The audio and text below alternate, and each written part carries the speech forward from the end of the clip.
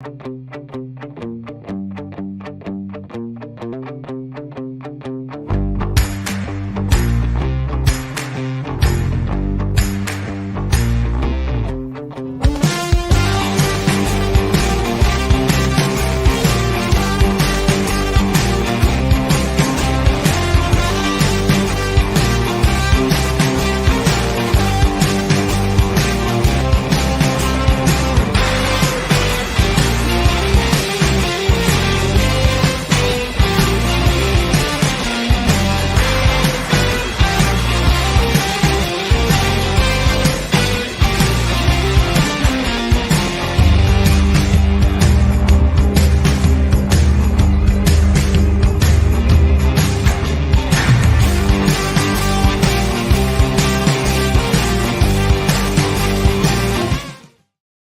on now, fellas!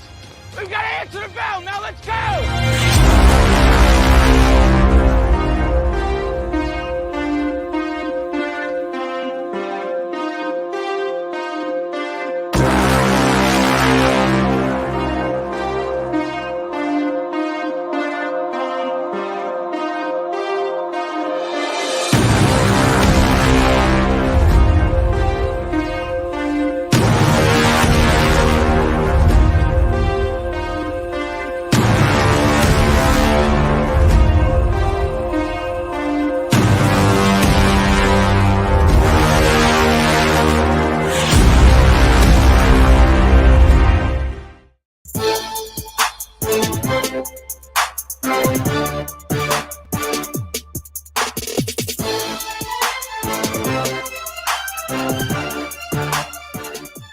Good Friday afternoon. Welcome into Main Street Sports today, presented by Mid-Tennessee Bone and Joint. I'm Chris Yow. He's Mo Patton, and we are glad to be here because it is Friday, and we have a jam-packed show, a jam-packed weekend, and a lot to get to, and looking forward to it as the rain has gone away. The sun is out. It's going to be a beautiful Friday, a beautiful weekend. Looking forward to it. Mo, how are you? I'm good. It's a little warmer than I had anticipated, but I took the opportunity to break out the hoodie.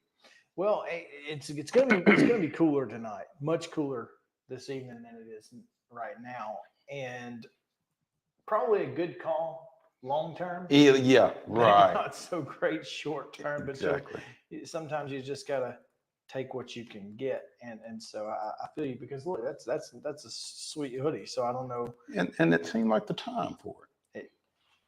It is the time because this weekend will kick off the division series in both the American League and the National League. And we'll be talking about that a little bit later. We'll also talk about the Nashville Predators, who we believe will be dropping the puck on their season here very soon.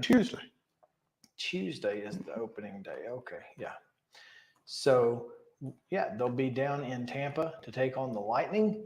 And we'll talk to Willie DAUNIC, the Bally Sports voice for the Nashville Predators, a little bit later in the show. We'll also talk with Jordan D. Hill of Dogs 24/7. We'll talk a little bit about whether or not Georgia's actually any good and what the feeling is over there, as Kentucky seems to be the popular upset pick of the week, Mo.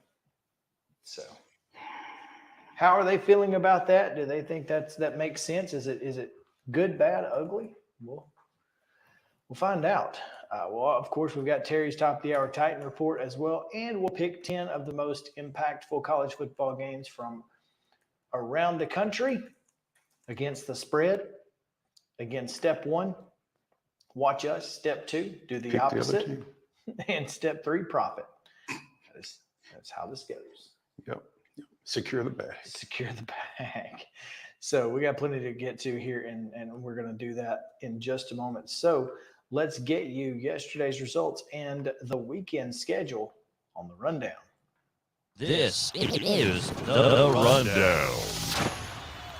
The Friday rundown is brought to you by Chip Walters of Exit Realty Bob Lamb & Associates. The voice of the Blue Raiders also wants to be your trusted advisor in real estate. Contact Chip at 615-542-9232. 1915 or through his website at choosechip.net. Chip Walters, proud to support youth sports across Middle Tennessee.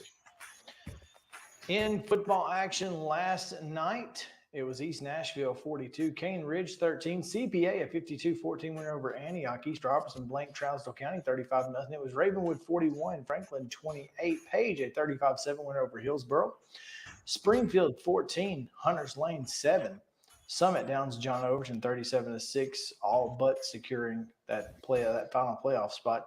Coverage at mainstreetmurray.com. That's right. Kenwood, a 47-7 winner over Northwest of Clarksville. Rossview, 30, McGavick, 0, and Stratford doubles up Maplewood, 40-20. Volleyball action in Division 2A Middle Region play. It was Donaldson Christian with a 3-1 win over Goodpasture, and Providence Christian swept Middle Tennessee Christian 3-0. Also in District 12 AAA, it was Lincoln County defeating Lawrence. Stop. First is District 9 AAA. Second, Lincoln County defeated Spring Hill 3-1, and Lawrence County defeated Lincoln County 3-1. Girls soccer action. Columbia defeated Coffee County 4-1. It was Culleoka 8, Loretto 1. Fairview with a 2-1 win over Sycamore. Franklin Blank Centennial, 7-0. Goodpasture with a 9-0 win over Middle Tennessee Christian. It was Ravenwood doubling up Nolensville 2-1. Pope Prep with a 4-0 win over Harpeth Hall, and Siegel defeated Wilson Central 7-1. College football action in Conference USA last night. Liberty holds off Sam Houston, literally with a goal line stand inside a minute to go to take the 21-16 win over the winless Bearcats with a K. Western Kentucky continues their winning ways with a 35-28 win down from Ruston over La Tech. Tonight, football action at Beach will be Henry County at 7 o'clock. Knoxville Catholic will be at Brentwood Academy. Centennial plays host to Brentwood. Donaldson Christian will be at Clarksville Academy, and West Creek goes to Northeast. Davidson Academy welcomes Webb School. Mount Pleasant at East Hickman. Ezel Harding hosts Providence Christian. Ensworth is at Father Ryan. Columbia Central down at Franklin County. And Franklin Road Academy hosts Battleground Academy. Whites Creek will be at Grace Franklin, and Pearl Cone at Greenbrier. So Dallas County is at Grundy County at 7 o'clock. Independence hosts Fairview. Nolensville goes to Lawson. Harpeth is at Joe Burns. Kirkwood hosting Clarksville. Montgomery Central goes to Marshall County. Montgomery Bell Academy hosts Lipscomb Academy. Columbia Academy is at Nashville Christian. Spring Hill goes to Shelbyville. Cheatham County is at Sycamore. White House Heritage hosts Stewart County. And in 8-man football tonight, Zion Christian travels to the Tennessee Heat for a 7 o'clock kickoff. In college football tonight, Cornell is at Harvard. Little Ivy League action, 6 o'clock on the Deuce. At 6:30 on ESPN, it's Kansas State at Oklahoma State in Big 12 action. And in the Big 10 at 7 o'clock on FS1, it's Nebraska at Illinois. Saturday, excuse me, it's all Cumberland all the time. The University of the Cumberlands from Williamsburg, Kentucky is at Cumberland University in Lebanon. That's a 1:30 kickoff. At 2 o'clock on ESPN Plus, Tennessee State is at Kennesaw State. And at 3 on the SEC network, Vanderbilt goes to Florida Field to take on the Gators. That's right. NFL action on Sunday. The Titans will be at Indianapolis and Lucas Oil Stadium at noon against the Colts on CBS. Major League Baseball, as we said, the division series begin on Saturday. The Rangers at the Orioles at noon on FS1, followed by the Twins at the Astros at 3:45 on FS1. On TBS at 5 o'clock, the Braves host the Phillies, and at 8:20, following that Braves-Phillies game, will be the Diamondbacks at the Dodgers, also on TBS. And the WNBA Finals start this weekend on Sunday at 2 p.m. on ABC. You can catch the moment we've all been waiting for, New York at Las Vegas, the Liberty and the Aces. And that, folks, is your rundown.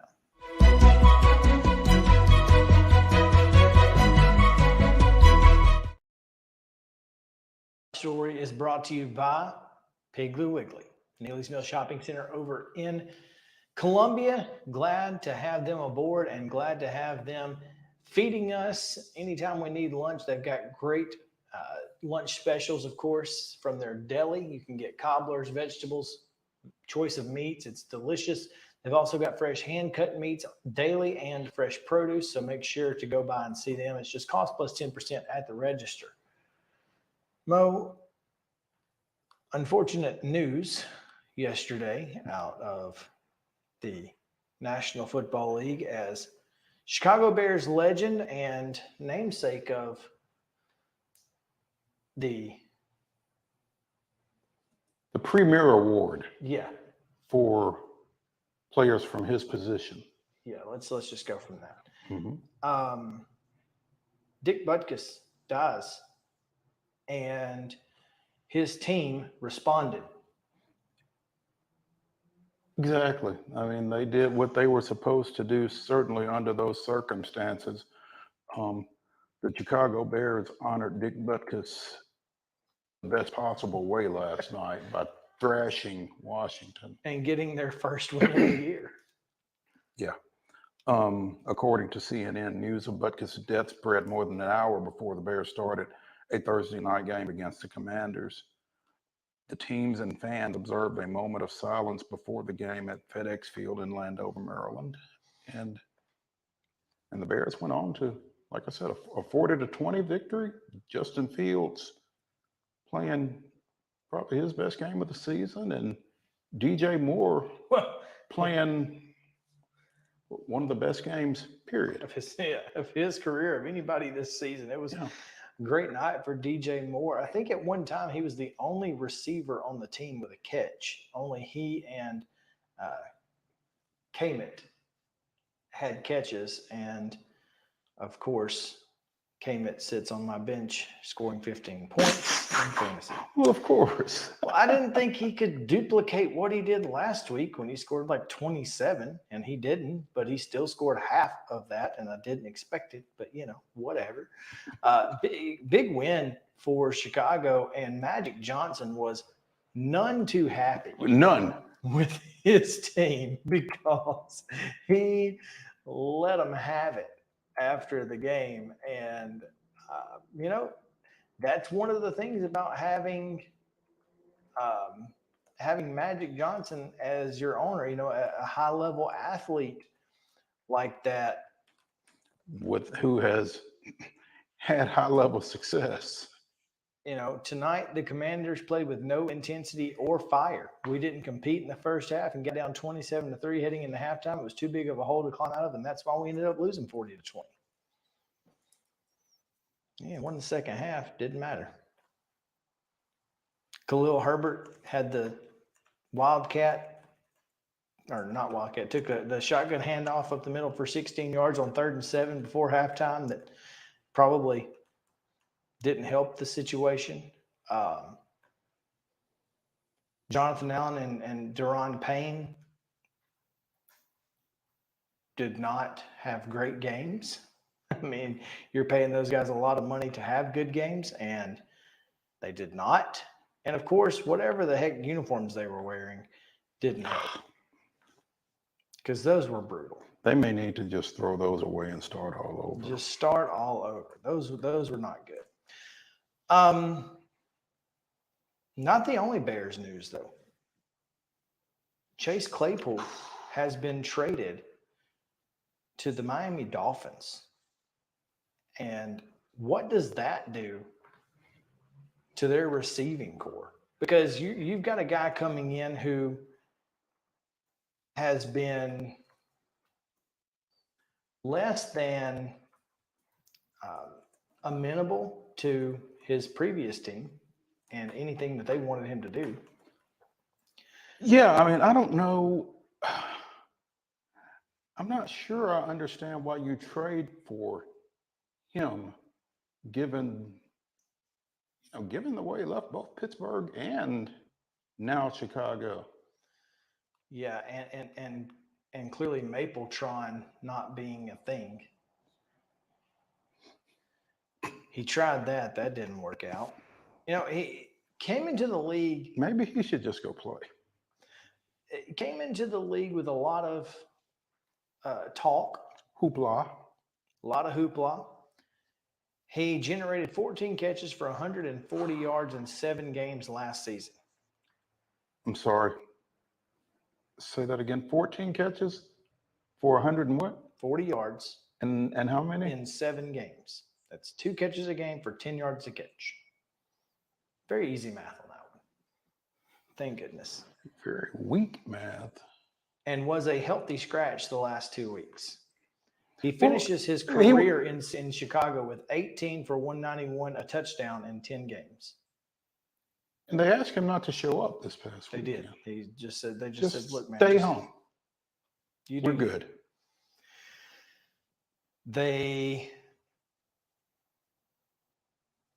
Chicago gets a 2025 6th-round pick in exchange for a 2025 7th-round selection. So they had to send a draft pick with him. They sent their 7th rounder and Claypool for a 5th rounder. Please take him. So Mike McDaniel, though, pretty excited. I mean, right, I can't say his name, Azukanma and River Craycraft lost to injuries, so they need a little depth, and maybe Wes Welker can get something out of him. Good luck. Good luck is right. I don't. Some folks are worried. Fantasy owners of Jalen Waddle are worried that this is going to hurt him, and I mean, I don't know. I don't know that this is going to matter.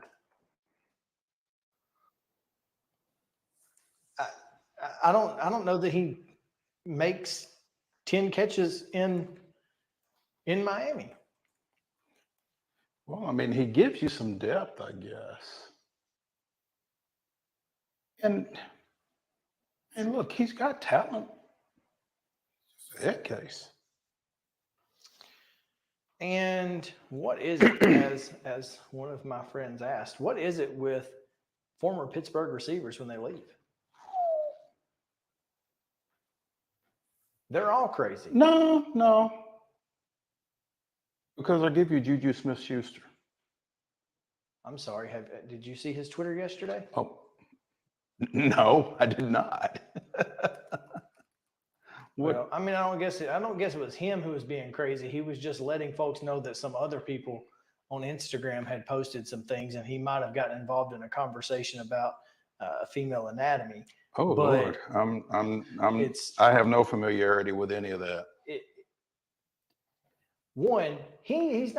He's certainly not to the level of the other two. Right. But he's certainly not perfectly sane either with his TikTok dancing and his Twitter and all of those things, in addition to his lack of productivity since joining the Patriots.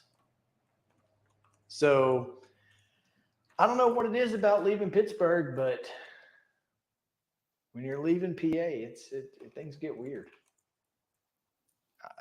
So I don't know. Chase Claypool joining Jalen Waddle and Tyreek Hill. That's a heck of a trio. If Chase Claypool's your 3. I mean. And I guess that's what Miami's looking at. Here's the thing. I don't know why the Titans wouldn't have gone after him. If all you got to give up is a 5th-round pick in 2 years from now and you get a pick back too, if that's what the cost was, the Titans certainly could have. That's the tried. Personnel cost. That's for all of the reasons that you just mentioned. Why do you want to bring him into this? Well, I mean, why do you want to bring him into anything? Clearly, the Dolphins thought it was an okay move. Okay, but I mean, if he's a crazy person and decides to act that way, then you cut him and you've lost next to nothing. Maybe just as soon just not deal with it to start with. Okay, but And I mean, what is the Titans' track record for developing receivers? it's not necessarily development that we need. We need depth. We need somebody who's going to require a cornerback to cover them. Right now, that list is DeAndre Hopkins, Kyle Phillips, and Nick Westbrook-Akina. You weren't going to play. They're not going to play that guy this week. No, but I don't know that. I don't know when Traylon Burks gets back. Well, maybe they do, and maybe that's why they didn't go after I him. guess it's possible. I don't know. Should be interesting. At any rate, Dick Butkus dead at 80. Oh, yeah, that was the top story. A lot of Bears news. That's wild. How it all happened in one day, in less than 24-hour period. Kind of hard to believe for the legend that he is. He only played 9 years. I mean, he was kind of the Jim Brown of defense. Yeah. Didn't he act? Mm-hmm. Okay. 9 NFL seasons, 8 Pro Bowls. Yeah. I guess the one he missed was his rookie year, maybe. I don't know. Probably, if you had to guess. Or his final year. He retired at age 31 after playing part of the 1973 season, a few years after suffering a serious knee injury, and was elected to the Pro Football Hall of Fame in '79, his first year eligible. 4 years later, he went into the College Football Hall of Fame. And in '85, the Butkus Award was founded and given to the top linebacker at the professional, collegiate, and high school levels. I was thinking about it yesterday after I heard about this. I don't know. It would be interesting to kind of go through who has had 3, game-changing players at the same position like the Bears had with Butkus, Mike Singletary, and Brian Urlacher.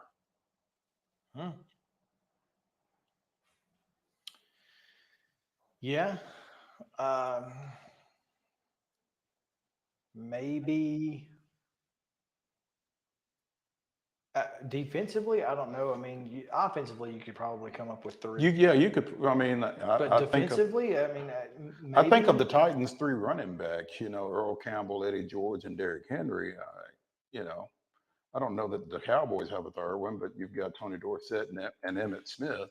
But I mean, when you think of Chicago, you think of Dick Butkus and those nasty defenses, and again, following him with high-level play like you got from Mike Singletary in the middle through the 80s, and as part of that Super Bowl team, and Brian Urlacher was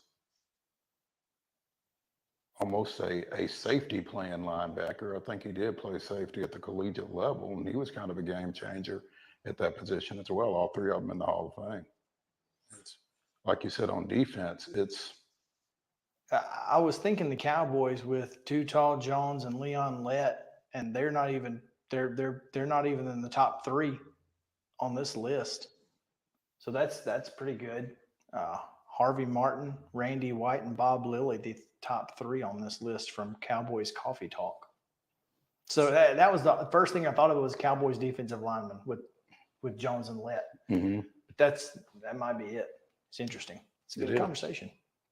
So let's take a break. We've got Braves coming up in just a moment.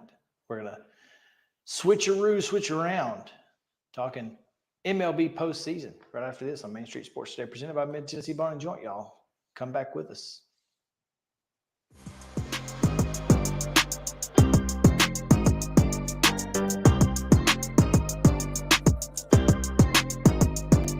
Mid-Tennessee Bone and Joint treats your orthopedic injuries and existing conditions. Our trained physicians will get you back in the game faster. Contact us at 931-381-2663 or www.mtbj.net.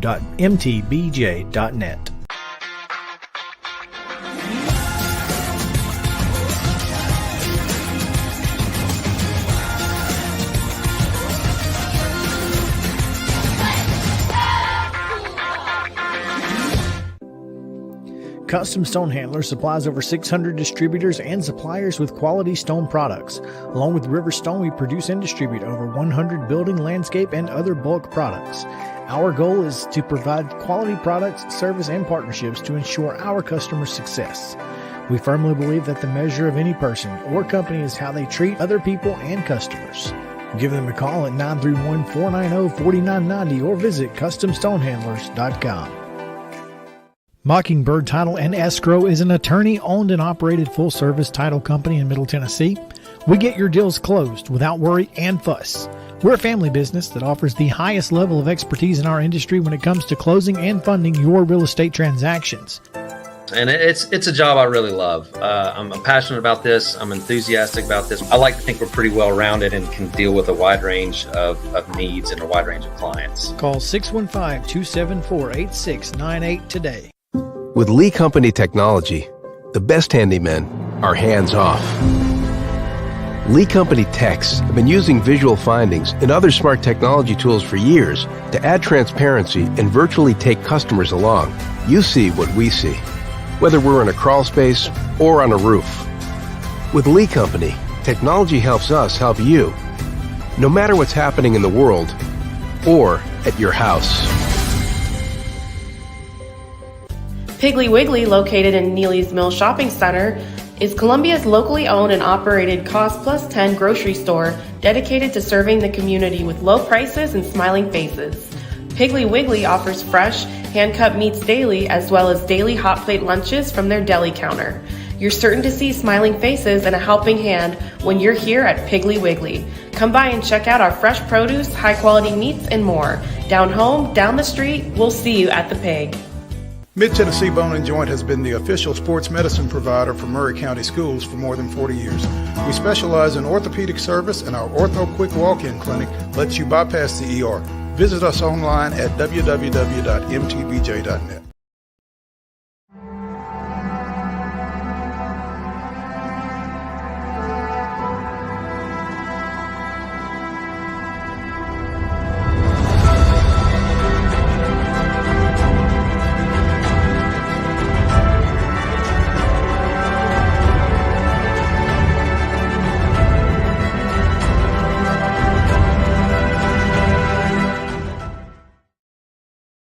October 6, 1957, Eddie Matthews became the third player to hit a World Series walk-off home run with a two-run 10th inning shot off Bob Grimm to give the host Milwaukee Braves a 7-5 Game 4 victory over the New York Yankees. Milwaukee tied the World Series 2-2 with the win, and Matthews joined Tommy Henrich of the 49 Yankees and Dusty Rhodes of the 54 Giants as players to have hit game-ending round trippers in the Fall Classic. That was this day in Braves history. No, not the American Dream. Oh, okay. This was another Dusty Rhodes. Oh. This guy's real name was probably Dusty Rhodes as opposed to the American Dream. So, yeah. Oh, well, now I got to know what Dusty. I think Dusty Rhodes' real name was Dusty You Rhodes. think? I think Virgil Riley. No, Virgil Reynolds. Okay, that's right. His son was Dusty Reynolds. Was Dustin Reynolds? I remember that now. Dusty Rhodes. It's a great name. Hard times. Before we get into postseason, Banana Ball coming back. Yes, for to 3 Nashville days. for tree times. Yep, Thursday, Friday, Saturday, June 13th, 14th, and 15th. That's exciting. Individual tickets will go on sale later through the Savannah Bananas. Group tickets can be purchased now through the Nashville Sounds, which prompted the question for me, what constitutes a group? Because I'm in. Yeah, I guess Main Street Media could be a group. Maybe we need to contact. Hey, Dave, if you're watching. Contact has been made. Oh, well, there you go. I'm trying to figure out what constitutes a group. Well, I mean, I don't see any reason why. Three or more people.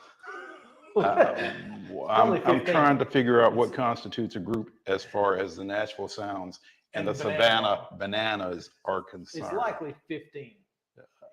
and I don't know if you have to be a little league team or we could be a softball team. If you're buying the tickets, I don't imagine they care what you are. One would think. Well, I mean, hey, 'Cause it's not like they need people to buy tickets. They got plenty of folks doing that. But I mean, it might just be the Maurice Patton and Friends group. Yeah, I mean, whatever. Yeah. So whatever constitutes a group. Because I missed it the last time. You did. I'm not gonna miss it this time. It was fun. We had a good time. Let's get into postseason baseball as the Braves, of course, will get a evening game. I guess at 6 p.m. Eastern. They'll get 2. Just this weekend though. Well, yeah, the second one's Monday. They'll get game 1 Saturday at technically 6:07 first pitch, but they'll go on the air at top of the hour with Jeff Francoeur in the booth, which should be interesting since it's a nationally televised game. Yeah, I kind of feel a little bad for him because Braves fans are going to rip him. I don't think so. Here's the thing. I think now I have nothing to base this on long term, but I think hearing Smoltz in the Braves booth Brought them around. showed them that it's not Them. It's the situation. It's the situation.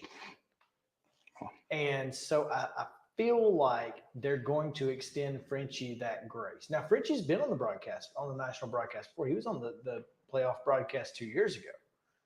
And, had to be A little bit a more little more. down the middle. Yeah. But Frenchie played for both these franchises. Now, he's currently employed by Braves on Valley. Well, he also went to Parkwood High School in Atlanta. So, but he did play for both franchises. So maybe, he's still got a little love for Philly. I don't know. That's fine if he does. Because again, it's a national broadcast. So good for him.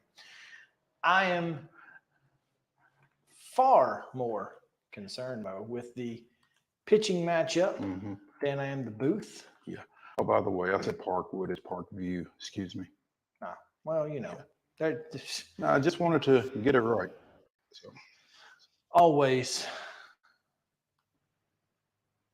accuracy matters. Philly and Braves have no pitching matchup listed. It's because they don't know who's throwing. Well, so it's funny because the only 2 teams that have named their game 1 starters, Houston and LA, Verlander and Kershaw. I guess if you have Verlander and Kershaw, it's pretty easy to make that determination. So yeah, no idea who it's going to be, but obviously this is going to be high leverage baseball, high stress baseball. And it's like I said yesterday, it's like I said on Twitter, the Braves are going to have to play 3 high stress level series, whereas the Dodgers will not have a very high stress level series, in my opinion, against the 6-seeded Diamondbacks. And for me, that just seems a little frustrating. It's not that I'm scared of the Phillies. I want to beat the Phillies, but it's just I'm a little scared of the Phillies.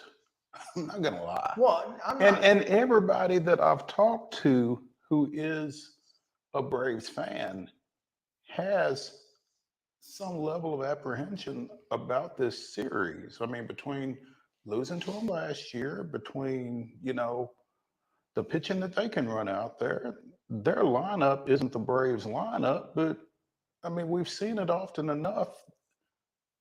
It's not always the best team that wins these situations. It's the best team at that time. And, you feel like the Braves are the best team, but you don't know. And, it's kind of like we talk about battered ball syndrome. yeah. There's a degree of battered Brave syndrome as well. Philadelphia, just go through their line here. 256 batting average, 438 slugging, which is pretty good, by the way. It's 438 is pretty good. It's not 501. It's not 501, but it's, I mean, but here's the thing. They're pitching as a staff 4.02 ERA to the Braves 4.14. They have a lower whip.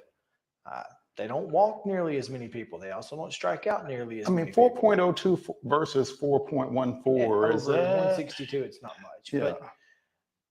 but still, I mean, this is a pitching staff that the top three, that at least they know who their three are.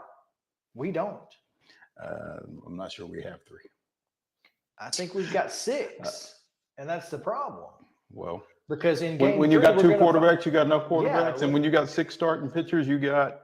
Well, we have 2 that we feel comfortable with, and at least 3 guys who we're just gonna basically test. And I don't know that testing is the best option. Because But if you have no other option, yeah, I mean,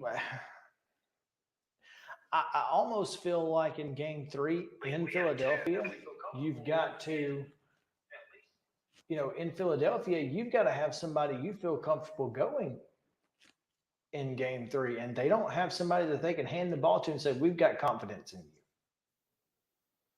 And I think that's the big issue for me is, whether it's Bryce Elder or Kyle Wright or whomever else.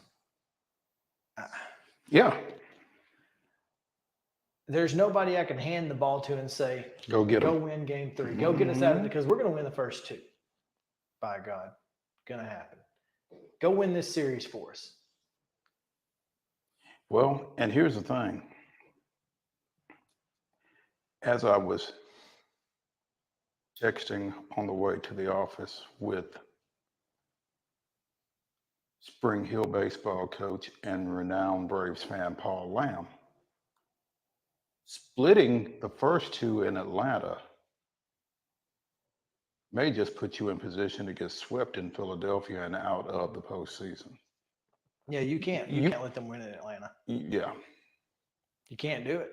I mean, you got to get both of these and then hope to get back home for game 5, just about. Yeah. Look, Game 5 for which Paul Lamb has tickets, by the way. Damn him. Okay. Well, for $124, you can get into game 1. And that's if you. Well, I mean, if I didn't have 8 million things to do before I go out of town, that would be appealing. It's not that bad. No. 124 is not terrible. No. So. No, I'd pay that. I'd even stay all 9 innings. No matter what. Yeah. So I don't know. I just feel like this is a series that is going to be a lot higher stress and to be the number 1 overall seed, best record in baseball. And this is what you didn't get any reward. You got no reward. You None. got a team that got to play a team that barely made the playoffs and was only in the playoffs because they got a ton of help from the Braves for one. With that sweep of the Cubs? With the sweep of the Cubs. Yeah, and this is the thanks we get. And this is, and so now they've got momentum, they've got confidence, they've got short-term and long-term confidence. Yeah, they beat us last year.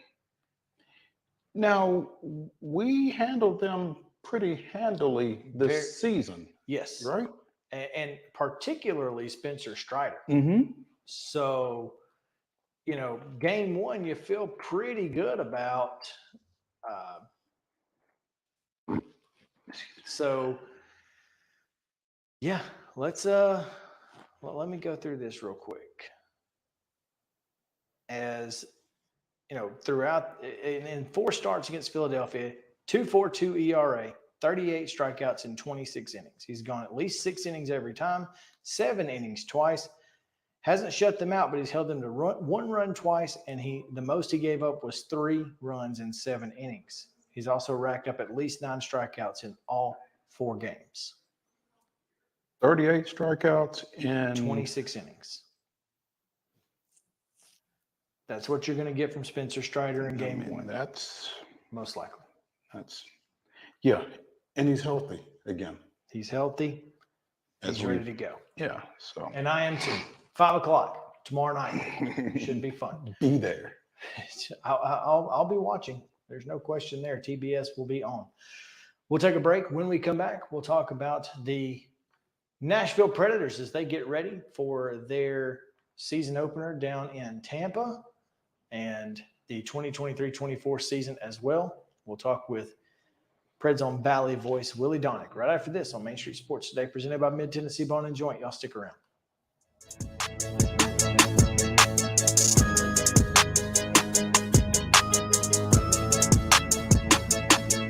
Mid-Tennessee Bone and Joint treats your orthopedic injuries and existing conditions. Our trained physicians will get you back in the game faster. Contact us at 931-381-2663 or www.mtbj.net. With Lee Company technology, the best handymen are hands-off.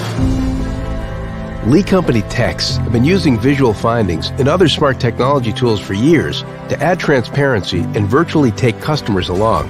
You see what we see, whether we're in a crawl space or on a roof. With Lee Company, technology helps us help you, no matter what's happening in the world or at your house. Jones & Lang Sporting Goods here in Columbia has been outfitting teams, officials, and anybody else from T-ball to college for 50-plus years. Be sure and check them out at 931-388-8060 or online at jonesandlang.com. Jones & Lang Sporting Goods, the look of a winner. Zion Christian Academy, zioneagles.org or 931-388-5731. You can schedule your appointment. Go tour their campus. It is beautiful over there, and you're definitely going to want to see it. Again, it's zioneagles.org. Give them a call, 931-388-5731, and schedule your tour today. Mockingbird Title and Escrow is an attorney-owned and operated full-service title company in Middle Tennessee. We get your deals closed without worry and fuss. We're a family business that offers the highest level of expertise in our industry when it comes to closing and funding your real estate transactions. And it's a job I really love. I'm passionate about this. I'm enthusiastic about this. I like to think we're pretty well rounded and can deal with a wide range of needs and a wide range of clients. Call 615-274-8698 today. Mid-Tennessee Bone and Joint has been the official sports medicine provider for Murray County Schools for more than 40 years. We specialize in orthopedic service, and our Ortho Quick Walk-In Clinic lets you bypass the ER. Visit us online at www.mtbj.net.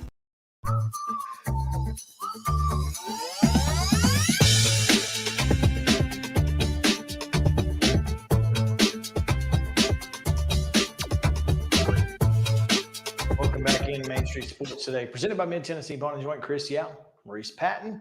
It is your weekend update edition of Main Street Sports Today, live from the Lee Company studio here in Columbia, as we are getting ready for the weekend ahead, but also looking just a bit further to Tuesday when the puck drops on the 2023-24 Nashville Predators season. And to talk a little bit about it, we have PREDS on Valley voice Willie DAUNIC. Willie, what's up, buddy?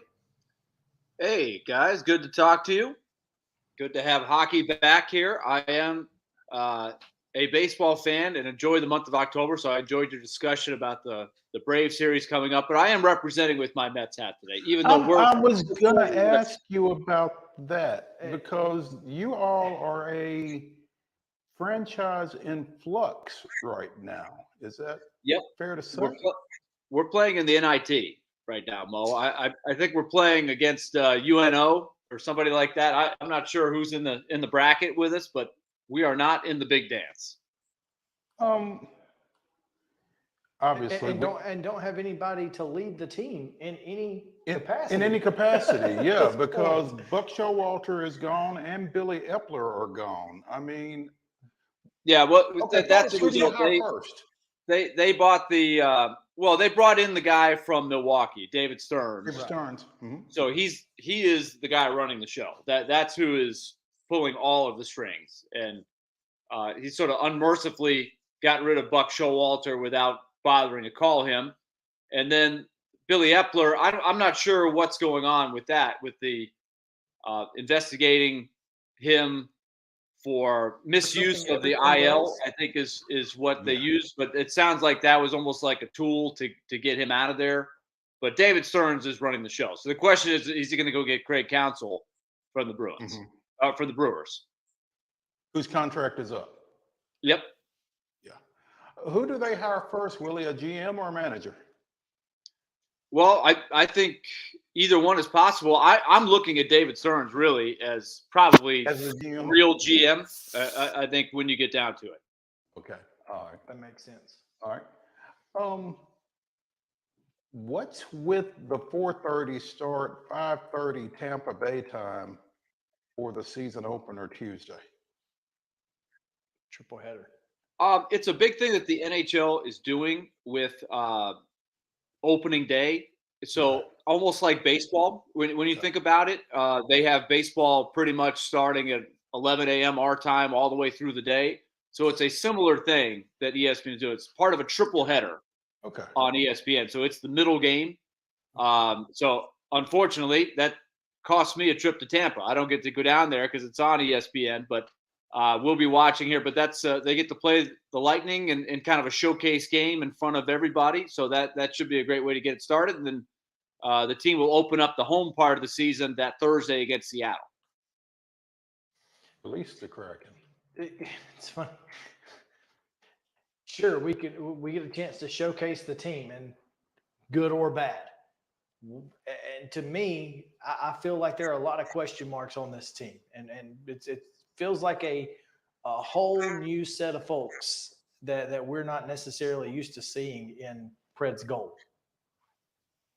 Well, that is what I think they chose to do. I think it was, in a lot of people's mind, time to shake it up. So this really is a new era for Predators hockey. And I think the energy among the fan base is really incredible. The two preseason games, the second of which was last night, have drawn fantastic crowds. The atmosphere has been really, really good. So I think for a team that missed the playoffs for the first time in 8 years last year, the outlook, the feeling among the fan base is about as positive as you can get. And they still have a couple of the old standbys, superstar defenseman Roman Josi, superstar goalie Juuse Saros, and a really good star forward in Philip Forsberg. Those three are kind of the holdovers, and a lot of the other players are new, and it revolves around a young group that really played surprisingly well, I think, down the stretch of last year. And really that's where they're trying to find some things out, is about that nucleus of players. I equate it back, guys. You guys were talking about the Braves. Remember a few years ago when the Braves had about 4 years of nothing, and they were built in the farm Yes, we system? remember. I really don't think Barry Trotz is not hoping for it to take 4 years. But what he's done similarly is he's trying to stack a lot of prospects, give them a pathway to play. You got to find out if they can play. It's going to take a year or two, I think, to see just how good they'll be. And hopefully with a great goalie like Saros and some of those key veterans I mentioned, you can stay competitive. Yeah, Saros will mask a lot of issues. There's no question about it. And last year, think about how bad it got last year. I mean, it was a tough year to watch because they had more of a veteran team. They were going for it a little bit more, and so many things went wrong.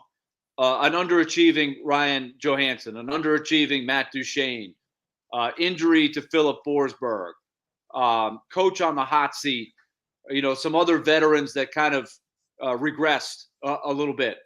But despite all of that, and Roman Josi missed the last month of the season, they still had, 92, 93 points, and were in the hunt until the last week of the season. And that was after trading off 4 key players before the trade deadline. They were sellers at the trade deadline.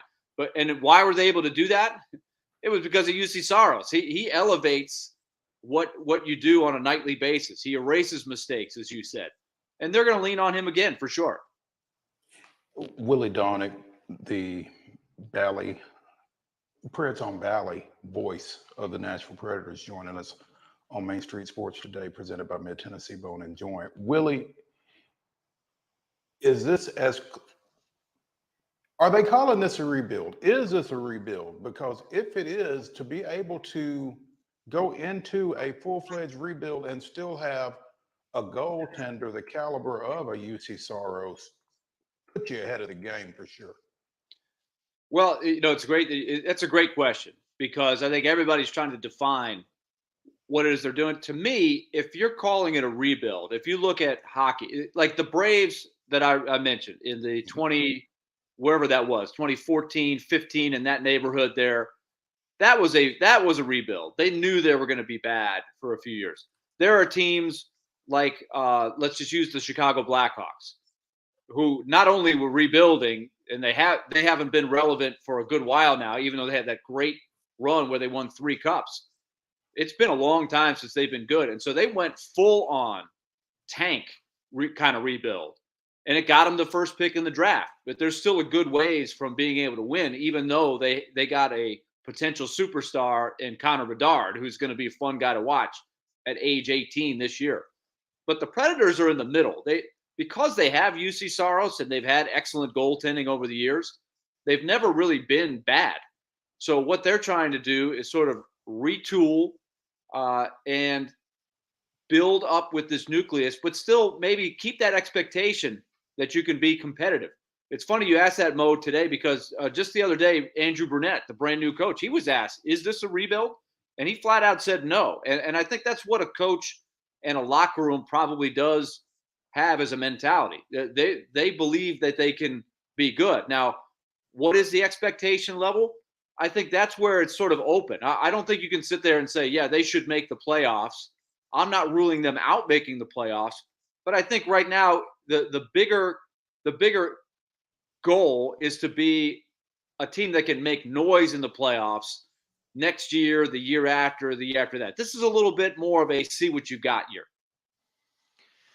Well, the good thing is that, like you said, they're stacking prospects and they've got several young guys, but they've also got an AHL club that's coming off of a very successful playoff run. They've got a lot of guys who late in the season last year got experience at the National Hockey League level on that team and then went back and helped the Admirals make that run. It feels like this is, you say they're in the middle. And I think you're exactly right, because they're kind of, they could go one way or the other. This team has the ability to be, a 5, 6, 7 seed in the playoffs, or they could miss it by 10 points. You just don't know what to expect. I think that's what we're going to find out a little bit. You kind of a litmus test to start the season, because, well, Tampa Bay is pretty darn good. Yeah, that'll be a good test. Tampa Bay is going through what a lot of the salary cap era teams go through, and that is when you have too many good players, you can't keep them all, and it starts eroding your depth. You start pushing to try to and mortgaging the future to stay at the top and keep the window open. And I think they're going to have some challenges. Andre Vasilevsky, who is the guy that erases all their mistakes, one of the best goalies of his era, Hall of Fame kind of guy, he's had a back problem, so he's out for 2 months. So the Predators will catch them at a time where they won't have their superstar goalie. So you never know what can happen in that. That'll be an interesting test to start things off.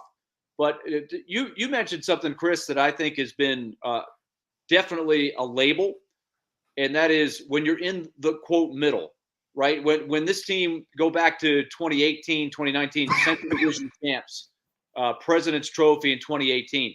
That was a team that was loaded, right? That was a team that was really in the middle of a big window. And steadily they slipped back down to where they were still making the playoffs, but you didn't feel like they had the horses to really be in position to make the run like you did in 17, 18, 19. So I think it's a different middle now. You're in the middle trying to reload to where you can get back up into that roster that is talent heavy. And that's where some of these guys that are in Milwaukee right now down the road will be able to help. They're not ready to help and carry the team right now, but you've got a couple of layers of youngsters, kind of like the Braves a few years ago when they had Ozzie Albies and Dansby Swanson and Acuna coming up through the ranks. It takes a little bit of time, and the Predators are trying to figure out who those guys are. And it's not first or second picks in the draft. That's what's different. But I think they do have a good pool of prospects. And if a few emerge as really good players, I think that's what they're looking for. That's what they're hoping for. Climbing to the middle is a lot better than slipping to the middle. Yes. And I think the climbing part is what they're doing now and kind of getting over that middle hump. And that's a great place to be, because I really do. I think the success that we saw last year, both at the AHL level and late in the season with those AHL guys on the ice for Nashville, it is a bright future, and hopefully fans will understand that as well. And that's kind of important, Chris, because you think about a full rebuild. If you want to go full rebuild, let's talk about the Blackhawks for a second. The Predators swept them in 2017, right? That was kind of the end of their run, and it was an amazing run. It was incredible. They don't want to do over that at all. They won 3 cups. They were the talk of hockey up until then. But since 2017, they've done nothing, right? They've slipped back to the middle, and then they went full rebuild. So we're talking about a long period of time where they've been completely irrelevant. And now they just got the first pick in the draft. They're just starting to build back. It's going to be another couple years. So I think the Predators, their approach is, let's not go for 4 years of nothing. You guys remember what it was like for 4 years as the Braves fans, where they weren't very good. Sometimes you have to do it that way. But the Predators are trying to sort of retool gradually over time. And so that's the goal. It's a little different way of building your roster back. You have a great goalie, it's hard to sink to the bottom. But sinking to the bottom has its consequences, right? Sometimes you sink down there, it's awfully hard to get back to the middle, let alone be really good. And Willie, I'm just not sure that this fan base, excuse me, is built for a full teardown, a full rebuild. I think that's probably why the front office and the coaching staff and that kind of thing try to avoid that phrase, just because I don't know that Nashville would deal with that very well. I think that's a good question. This is the 25th year. You're going to hear a lot about that this season. I do think it's gotten easier. I think there was a time, Mo, pick a year 8, 9, 10. You guys remember when we almost lost the team, right? They were not equipped to do that back then by any stretch. Now, I think before we had any success, you got much more of a foundation of you got a whole generation of people that have grown up with the team. So I think with the city growing the way it is, they could go through some lean years and still survive. But look, let's look another arch rival of the Predators, the Anaheim Ducks, right? From 2010 to 2017, a really, really good team year in and year out. Played the Predators 3 different times in the playoffs. Great rivalry. You look at them since 2017, 2018, they've gone through a big rebuild of total teardown, a total tank, basically. And you see it in their fan base. They're not filling that building like they did for a while. So it's tough to go through that. And so a lot of people think that's the solution, but they don't think it through and just think about how long it is to go through a full tank, even though it's going to get you that high first round pick that sometimes can change a franchise. Well, and you don't control how quickly you get back or when you get back, because folks aren't waiting for you to come back. Oh yeah, they're going to bury you when they and remember, when you get the first, it's an 18-year-old kid. There are some years, and this may be a year, where Connor Bedard is like a Connor McDavid, and you get a generational kind of talent, and he can jump in immediately. But even look at Connor McDavid's first year for the Oilers. They weren't very good. Sidney Crosby's first year for the Penguins, they got their butts kicked. So it still takes a little time to build around a player like that. But then there's other years where the first pick in the draft as an 18-year-old is not an immediate impact guy. So you're a little bit at the mercy of just what 18-year-olds are coming along when you do get that first or second pick. So a lot of times you need multiple years where you get the first or second pick to really build a roster, and that takes time. No question. Again, Tuesday, 4:30. You can be at Assembly Food Hall at 4 o'clock and enjoy the watch party downtown. That's cool. Yeah, should be a lot of fun. And if you're looking for a place to watch it, there will be very few better places than Assembly Food Hall in downtown Nashville. So make sure to get out there on Tuesday. And we look forward to the 2023-24 season and talking to you again, Willie. We appreciate it as always. It's always a good time to talk baseball, hockey, or anything else. Guys, always a pleasure, and good luck to your Braves. I feel good about it. I think I don't like the Braves at all. I don't like the Phillies either, but I'm picking the Braves in the series. This is going to be a turnaround is fair play. I hope you're right. Willie, we appreciate it, man. All right. All right, we're going to take a break. When we come back, the top of the hour Titans report from Terry McCormick right here on Main Street Sports Today. Stick around.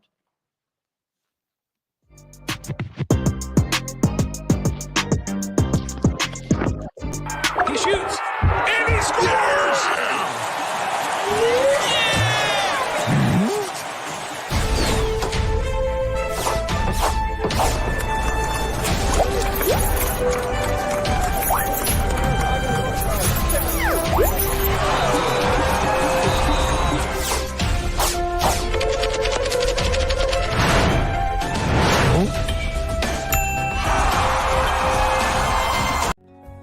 Since 1975, Mid-Tennessee Bone and Joint Clinic has treated the orthopedic needs of Middle Tennessee residents. The trained physicians provide surgical options and minimally invasive options to treat all orthopedic needs. The walk-in clinic, OrthoQuick, helps you bypass the ER while treating sports injuries and acute needs Monday through Saturday. Visit MTBJ online at mtbj.net or on social media at Mid-Tennessee Bone Joint Clinic.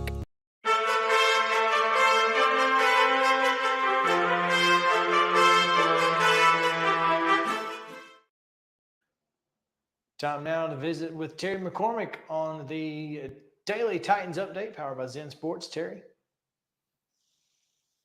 That's right. It's your daily Titans update, your daily report, brought to you by Zen Sports, changing the bonus game for the better. Looks like the Titans are going to be without three guys that will not be making the trip to Indianapolis as they face the Colts in their first AFC South game. No surprise who these three are. They're the same three who missed practice all week when I was being trained.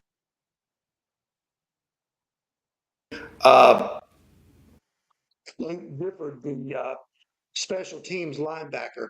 Of those three guys, I got to believe, that the not Tierra Tar, but the Traylon Burks thing has got to be a little bit concerning, because here's a guy you were counting on to be part of a receiving core that was supposed to benefit from DeAndre Hopkins signing. And, he got hurt in camp, missed a lot of time, played the first 3 games, missed last week. Now he's going to be out a second straight week. Makes me start to wonder if that knee, needed something done to it, or maybe beyond just rest. Because if he doesn't show up next week, then they'd be holding him out until the bye week, and he wouldn't be back until October 29 against the Falcons. So this is going to be really interesting to monitor over next week as they prepare to go to London and play the Baltimore Ravens. And I would think at this point that would be the thing to do, right? Yeah, I mean, it would seem to be. If he's not 100%, it would be, make all the sense in the world to rest him and get him through this so that he can help you, for the second half of the season after your bye week when you return from London. It's got to be frustrating for the Titans and frustrating for Burks, because both Burks and Kyle Phillips have been beset by so many injuries over the last 2 years that it's hard to remember a time when they were both on the field together. And they're getting Phillips back Sunday. He's probably going to return punts and handle the slot receiver duties. But now, a second straight week without Burks, it makes you wonder what this offense could look like if they ever get both those guys back. We asked this question the last 3 years. At what point is this a Titans problem and not a player problem? Knees seem to be the issue everywhere. It's certainly, baffling. And I mean, I know all teams have injuries. All teams have guys who are unavailable. You look at the Colts, they're going to be without Shaq Leonard. They're going to be without their starting left tackle. He's just They've been scared, without Terry. Jonathan Taylor. There's a good chance that he'll be back. But with the Titans, this has just been an ongoing thing. And it seems to be, some of it is, it's just bad luck. But some of it, you just have to wonder, it's like, why does this keep happening to this team, especially to key players like Traylon Burks? I've been asking it for 2.5 years now, and it's still not. We still have no clearer answer today than we did 2 years ago. So it's very frustrating because you feel like something has to change, but What? But what and how? So I mean, hopefully these are lingering issues from the past, and this new turf that they're dealing with is good and helps alleviate some of these issues. I don't know that it will. Don't know that it won't. Perhaps that's the glass half full in me. But yeah, not getting Teair Tart this weekend is going to be a little bit of a blow to the defensive front. No doubt. I mean, because when you team Tart with Jeffrey Simmons and Danico Autry, it makes for a formidable pass rush. When one of those cogs is missing, it certainly makes things harder. I would think that means a bigger role for Kyle Pecco and Naquan Jones this Sunday in Indianapolis. See what happens. Shaq is out because he just didn't want to try to tackle 22 again. He's had enough of that in his career. Terry, can the Titans win on Sunday? I think they should. Unless they let Anthony Richardson just go crazy on them, I think they should win, because you look at them, that they line up on paper to be the polished, the better team. It's just a matter, if Anthony Richardson goes crazy and starts making plays with his legs and then makes a couple of plays deep with his arm, that could keep the Colts in it. But to my way of thinking, this is a game the Titans should win, even though it's on the road and inside the division. I'm hesitant to ask if the Titans should win or lose any game. I said can. He said should. I'm hesitant to ask if they can win or lose any game. Because they can. Crap. You never know what you're going to get out of this. Exactly. It's like a box of that's chocolates. like they are the NFL's box of chocolates. So yeah. Terry, tell us about Zen Sports. All right, will do. Okay, Zen Sports, the new sports book in Tennessee, revolutionizing the way you earn sports betting rewards. With Zen Sports, your rewards are cash rewards. You bet with real money, and now you're rewarded with it too. Earn a whopping 5% cash back welcome bonus for your first 15 days when you sign up with code MAINSTREET, MAINST. Keep betting and keep earning every month after that, with up to 3% cash back rewards on your betting volume. Best of all, earn cash commission on your referral bets with the Zen Sports Referral Rewards Program. Zen Sports, betting just got better. Gambling problem, call 1-800-889-9789. Terms and conditions apply. Must be 21 and older and in Tennessee to bet.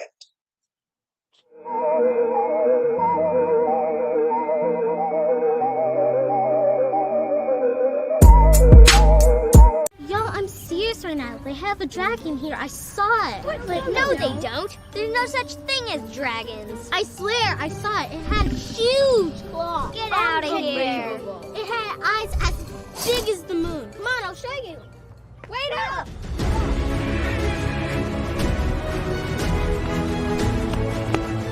Do you hear that? We're almost there. Whoa! I told you so. That is a dragon.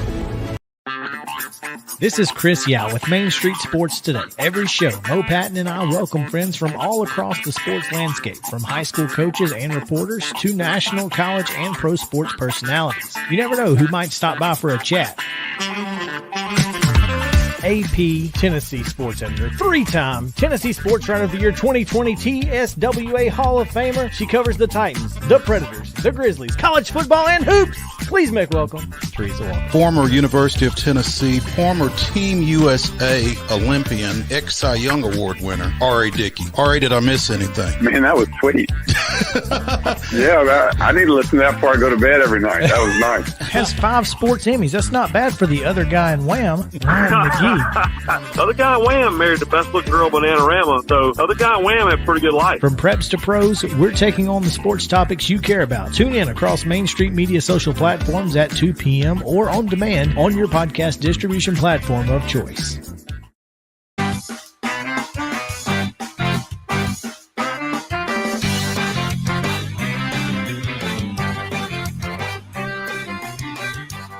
Welcome back in Main Street Sports Today, presented by Mid-Tennessee Bone and Joint. It's time to talk about college football from here until the end of the show. We are looking forward to it because we've got a fantastic guest lined up. We've also got 10 of the biggest and most impactful games in college football to pick against the spread later in the show. So all of that coming your way here in just a moment. And again, it's going to be a lot of fun because we get to talk a little SEC football here, and we've not talked about Georgia in a while, Mo. Well, we have talked about Georgia. We just haven't talked to anyone about Georgia. Yeah, we've talked around Georgia. Not with much knowledge. Mm-hmm.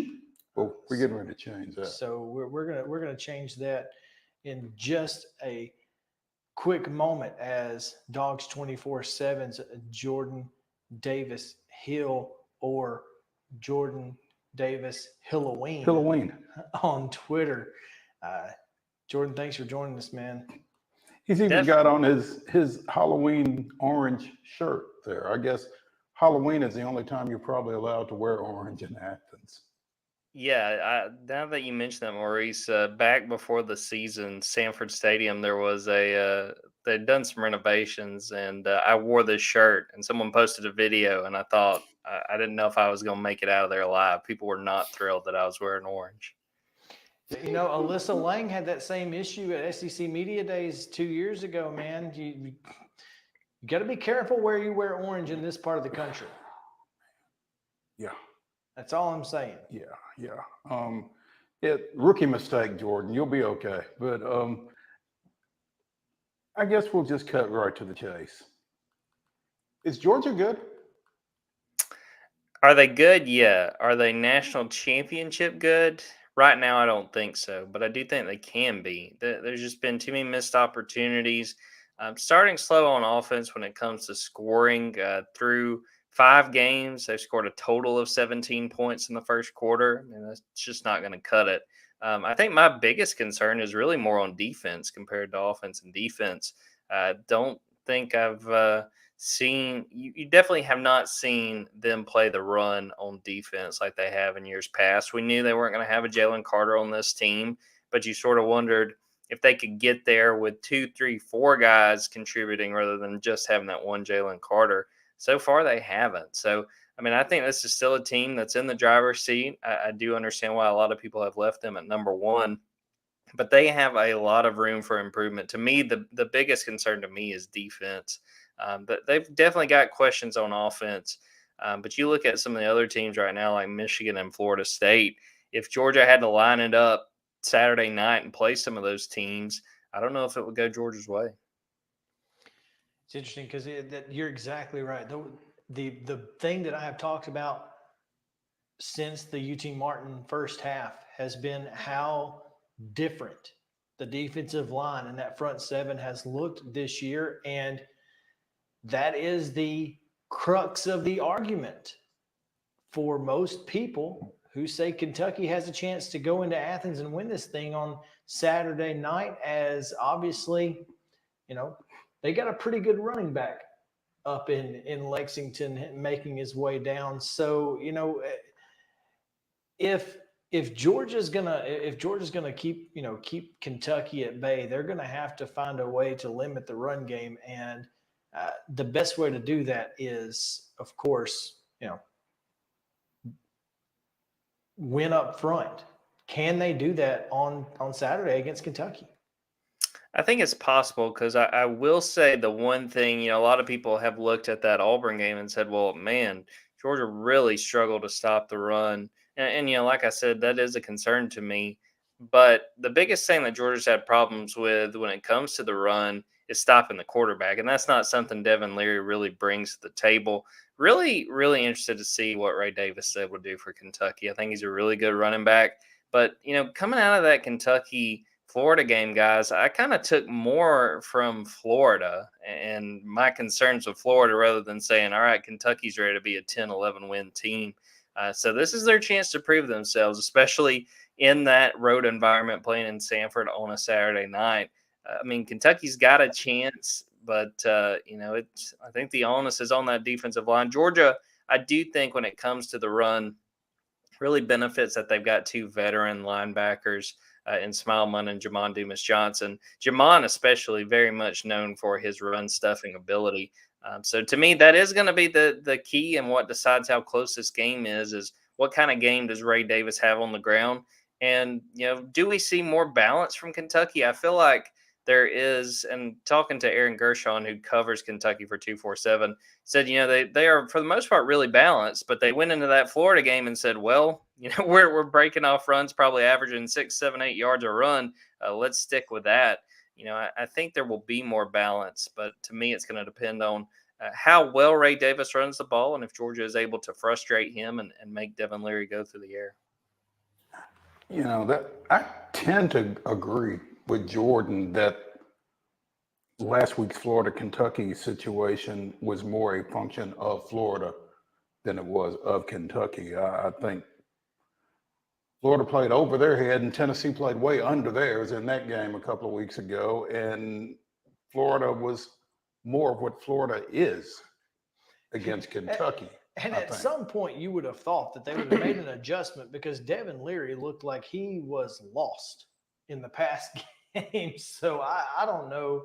I don't know what Florida was doing, but if Devin Leary is lost on Saturday, Georgia's going to have plenty enough juice up front to take care of a one-dimensional Kentucky team. Now, if Devin Leary's able to throw the ball, things get a little hairy.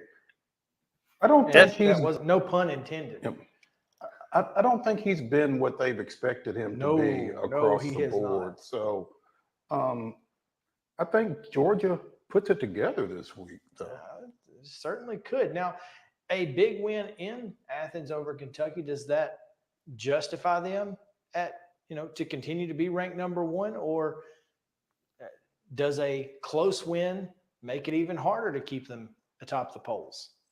I think it'll help their argument. Kentucky is number 20 in the country. They are undefeated. You could, if you really wanted to break it down, I don't think Kentucky, their most impressive win at this point is probably Florida. And like we're saying, I'm not real sold about this Gators team.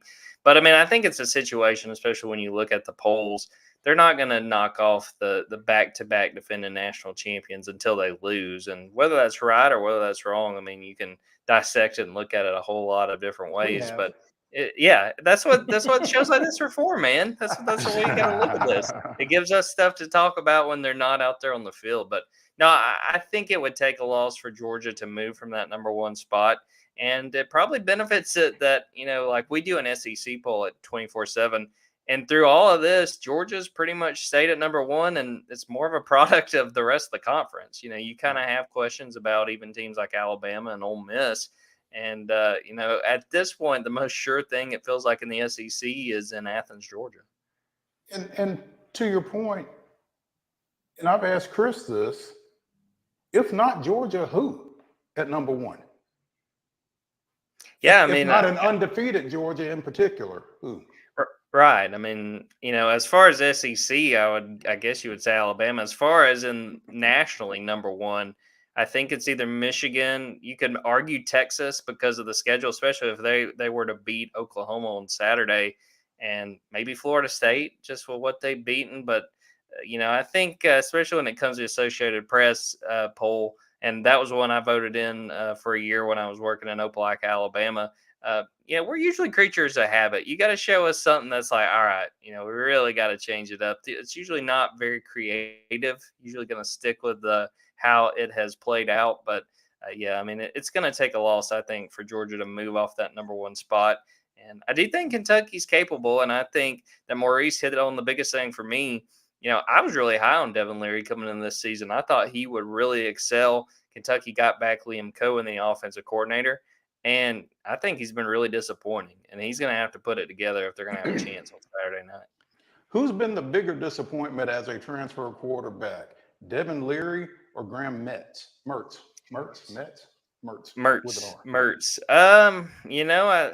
I think it's kind of neck and neck, and I think that tells you all there is to say.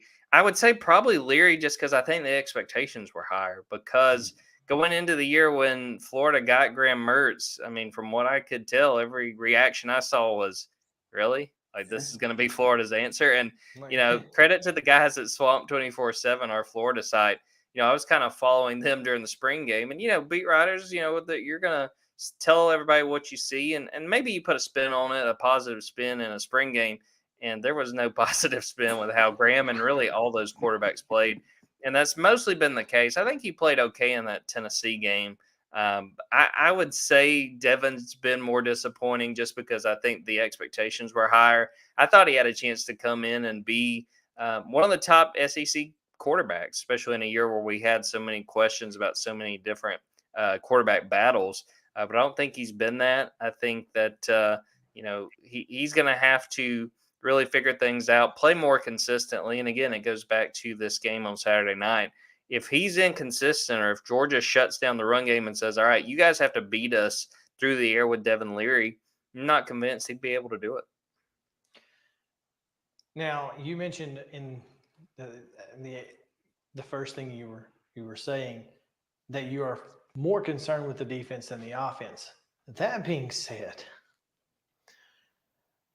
the fact that Georgia is dealing with Mike Bobo again, what is the feeling about this offense and Mike Bobo particularly? Because let's face it, he's had his struggles in the Southeastern Conference as an offensive coordinator. I think on the whole, fans are feeling better. I think that there's still people that are upset about the slow starts, which I think are understandable. I mean, you fall behind 10-0 at Auburn, and, that gave Auburn, that Jordan Hare crowd, a little bit of momentum, a little bit of excitement. You go back to the South Carolina game, Georgia's SEC opener, you fall behind 14-3. And I've told people this since then, I was fully convinced Georgia was going to lose that game, especially my thought was start of third quarter, Georgia was getting the ball. If Georgia doesn't score here, they're going to lose. And credit to them, they played really well coming into the second half, and they've done that over and over again, really played well coming out at halftime. I think people just want to see them score quicker, and they've moved the ball a decent amount in these opening quarters. They just haven't, again, 17 points in 5 first quarters. You just can't have that. You just can't be playing from behind. I think other than that, fans are, probably lukewarm. I think Mike Bobo makes for an easy punching bag for some folks. It's always fun. On the Junkyard, our message board, any incompletions, Mike Bobo's fault. Any offensive penalties, Mike Bobo's fault. I think he's done a pretty good job. I think he's done a good job of drawing up plays, being creative, different ways. They've got different guys involved and keeping defenses guessing. But at the end of the day, you got to score points. And again, I think the most fair criticism you can have of Mike Bobo in the first 5 games is that Georgia has not come out and been able to score the ball right early on in these games. And it's a very dangerous game to play. And if you fall behind by too much, you may be looking at your first regular season loss since October 2020. 5 words in Athens, Georgia these days. Thank God for Brock Bowers. Is Brock Bowers the best player in college football? I think he is. And I just think he does things that you just can't really wrap your head around sometimes. And I mean, you knew in that fourth quarter, I have no doubt that Ron Roberts, Auburn's defensive coordinator, and that defensive staff was saying, we cannot let number 19 get open. And he found ways to. Damn if he didn't get open. Yeah. Yeah. And what's funny too, some of those big completions that he had were not very accurate throws. He had a one-handed catch from Carson Beck on one of the fourth quarter drives that he kind of had to reach out to get. Wasn't an A+ throw. So yeah, he's unreal. People have asked me if I think he's going to be a Heisman candidate. I think his numbers would just have to be outrageous. I just don't know that they're going to give a tight end that kind of award or have him up for one. And I don't think Georgia's going to put itself in a position where it's just going to throw to him a ton to give him the numbers he would need. But he's outstanding. I mean, there's just no tight end quite like him. And as Kirby reminded us this week, hellacious blocker. If you ever watch him when he's not getting the ball, he's laying some guys out and making room to run.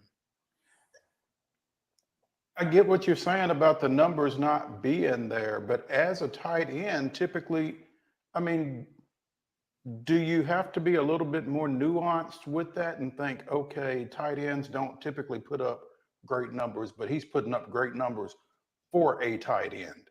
I mean, does that change anything? I think it could. And I mean, my thing is, I don't think that he's not deserving. I just know, look how many times we default to giving the Heisman to a quarterback. And it's sort of one of those. I'm still upset about Nebraska, Ndamukong Suh not winning the Heisman that year because he was just unreal as a defender. But yeah, I mean, I think people can look at that, and I think it will definitely help Brock's case. As unfair as this is, because I think it's just a one-season award, but people know him from what he's done these last 2 years, and to say, hey, look, he's done this, and this is how he's capping off his collegiate career. I think it's fair to point out, hey, this is a tight end doing it. Is that going to be enough to move the needle? I hope so, just for his sake, because I really do think he is a special player and a guy that deserves that kind of attention. But when in doubt, I know how Heisman voters usually deal with things, and kind of goes with the AP vote I was talking about earlier. Creatures of habit. Well, let's find the quarterbacks with the best looking numbers. Let's run with them. All right. Again, Kentucky, Saturday night on ESPN. Then the schedule gets a little bit, not tougher necessarily. I mean, it's undefeated in top 25 Kentucky, but you've got Florida and Jacksonville, Missouri, Ole Miss, Tennessee, Georgia Tech, and Vanderbilt's in there too. If there's a game on the schedule that you feel like Georgia can struggle in, who is it and why is it Ole Miss? I think you nailed it. I think it's that Ole Miss game. I think that's the one you got to watch just with their offense. Now, I mean, that's the opportunity for Carson Beck and those guys to put up some points and to be able, they might wind up being a shootout very much like Ole Miss LSU. That will help Georgia that is in Sanford Stadium. And I know that, people aren't crazy or really on board with Tennessee, but I still think that game in Knoxville is not one you can overlook. You know that Tennessee is going to be very loud, that the fans are going to show up. That close to November is going to be really interesting, those last two SEC games, especially when you consider where Georgia's health is at that point. They've been kind of beat up to start the year. You may have some more injuries along the way. You may not be full go when you get into these really important games. It's going to be interesting. I'm looking forward to this one. Obviously the line went from like 21 to 14.5 almost overnight. And so Vegas clearly, getting big numbers for Kentucky at the high level. So we'll see what happens. But typically in this situation, this is the type of game that Georgia comes up big at night, Sanford Stadium. It's 6 o'clock Central, 7 o'clock Eastern. So there's going to be plenty of time to get ready for this one, and they will be. And we'll be looking forward to coverage from Dogs 24/7. And Jordan, we appreciate your time. I look forward to talking to you again soon, man. Absolutely. I appreciate you guys having me on. Thanks, Jordan.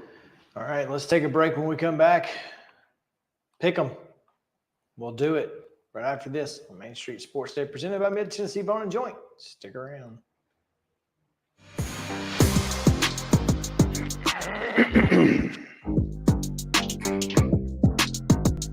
Mid Tennessee Bone and Joint treats your orthopedic injuries and existing conditions. Our trained physicians will get you back in the game faster. Contact us at 931-381-2663 or www.mtbj.net.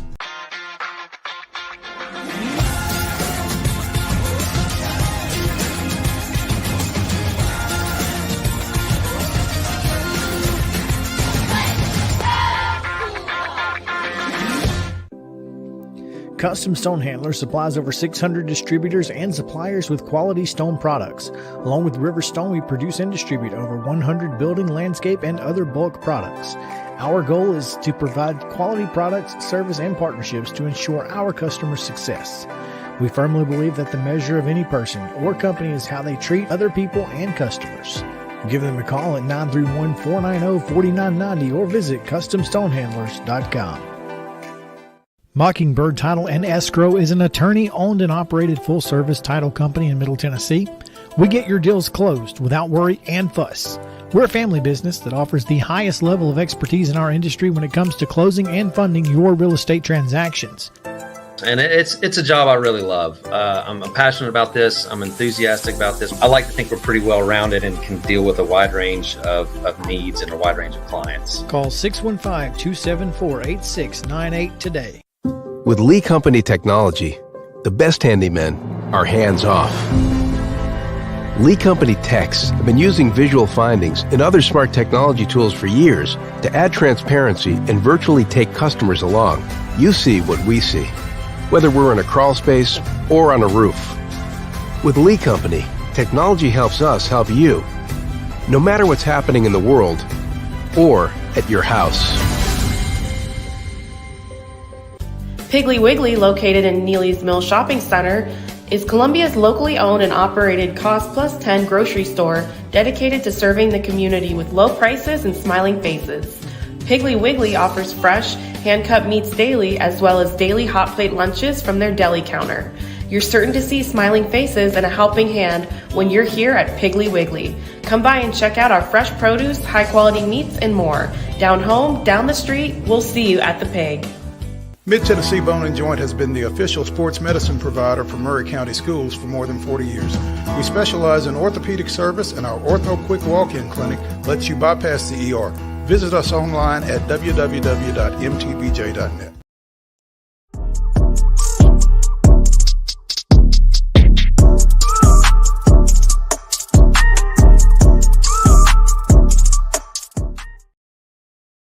Is college football pick'em time. Let's do it as we have 10 of the most impactful games of the college football season to pick, and we will do it right now. Mo, recap us. Last week, Justin, only misses were Washington against Arizona. He picked Washington to cover 17.5. They did not. And he picked Fresno to cover 24.5 against Nevada. They did not. But you and I missed those as well. So Justin finished 8-2, 9-2, counting the bonus game of UT against South Carolina. Solid. You and I each went 4-6, 5-6 with the 41-20 Big Orange victory. Big Orange. Big Orange. Well, we're going to kick it off with a bang. A shootout, one might say. No, it's not a shootout. It's a rivalry. It certainly is a shootout. as the cocktail party continues to exist in Jacksonville. They can call it what they want. Just like Twitter can call itself whatever it feels like. Guess what? So Mama call him Clay? Exactly. I'm going to call it a shootout. Yeah. The Red River Shootout, Oklahoma, Texas. Always a good time when they get together at the fair. And it's the only fair around because they don't fight fair in this one. No. It's Oklahoma, number 12, coming in a 5.5-point dog to the Longhorns.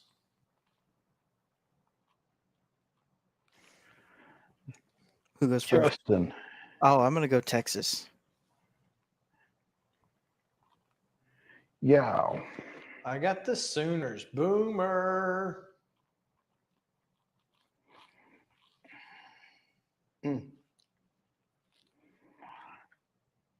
I'm going to go. This feels like about a field goal game. So I'm going to go Oklahoma to cover. But, I mean, it's a game that if Texas thinks it's number one, they certainly need to win it. So,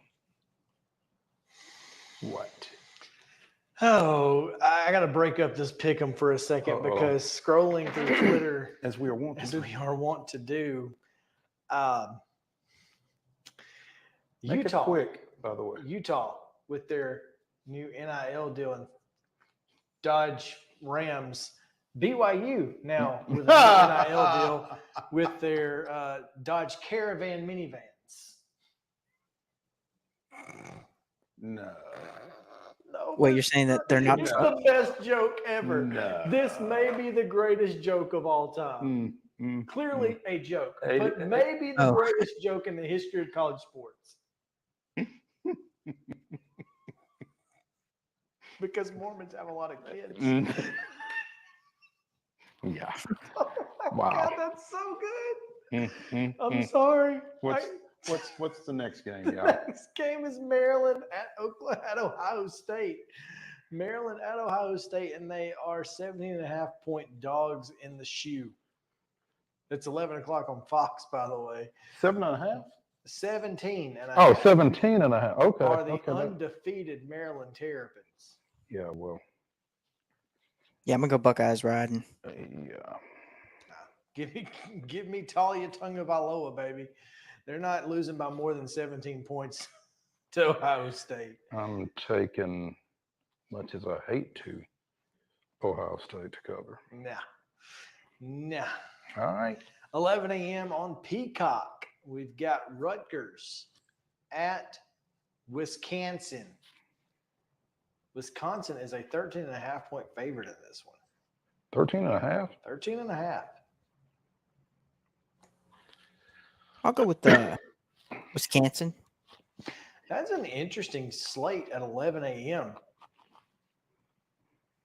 That's a pretty good start to the day, folks. Oklahoma, Texas, Maryland, Ohio State, and Rutgers, Wisconsin. Mm-hmm. I'll take that. Who are you taking, though? I'm going with Wisconsin. Okay. The Badgers. At 2:30 on ABC, you Can I pick? Oh, I thought you did. I'm taking Wisconsin. Go ahead. I was sworn, and maybe it was Justin that I heard, and I just thought it was you. You just knew I wasn't going to take Rutgers. No, anyway. exactly. And that's probably why I thought that was you. 2:30 on ABC.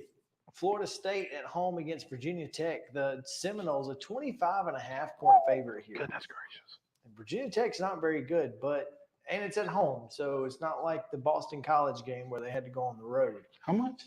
25.5. I'm going to ride with the Seminoles, I believe. 41-17 is a loss Mm-hmm. in this. 41-17 is a loss. So. 42-16 is a loss. But No, it's not. 42-16 is a win. I think that Florida State feels like it has some things to prove after a couple of letdowns. And then last week they got a big win. So I'm going to go with Florida State because I don't think they take their foot off the gas. I don't think they take their foot off the gas, and I don't think Virginia Tech is very good. I'm taking the Seminoles. No, I agree with that for sure. All right, at 2:30 on ESPN. More ACC action here. Syracuse 4-1, coming off that loss to Clemson last week. 9.5-point underdogs at North Carolina, featuring Tez Walker. At North Carolina. I think that's a big part of this. 9.5. How many points? 9.5. I'm going to go North Carolina.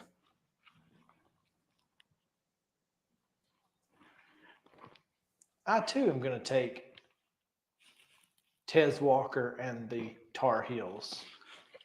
I'm going to take Drake May and the Tar Heels, but same probably a effect. good call. Yeah. This next game is really interesting. 3 o'clock on Fox. Central Florida at Kansas. Central Florida, 3.5-point underdogs to the Jayhawks. Central Florida at Kansas. Jayhawks -3.5. I think I'm going to go Central Florida. This is an interesting one. Well, hold up. What did you say, Justin? You said UCF. Central Florida. Okay, that's what I thought. I just wanted to be sure. Okay. Yeah. Locking it in. I don't think it's a bad pick.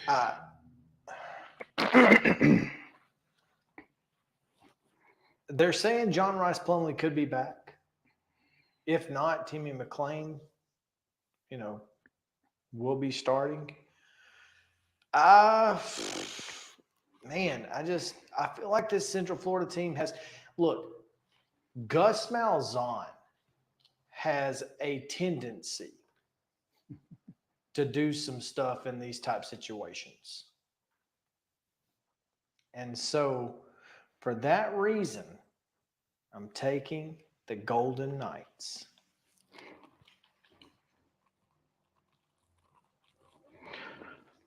I feel like if Kansas wins this game, they win it by at least a touchdown. I feel like Kansas wins this game. So I'm taking the Jayhawks. All right. Well, let's take a break. When we come back, 4 more games to pick and a bonus game.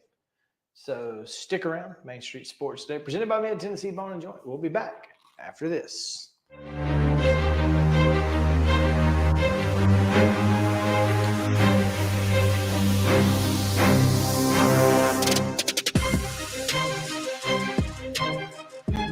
Mid Tennessee Bone and Joint treats your orthopedic injuries and existing conditions. Our trained physicians will get you back in the game faster. Contact us at 931-381-2663 or www.mtbj.net. With Lee Company technology, the best handymen are hands-off.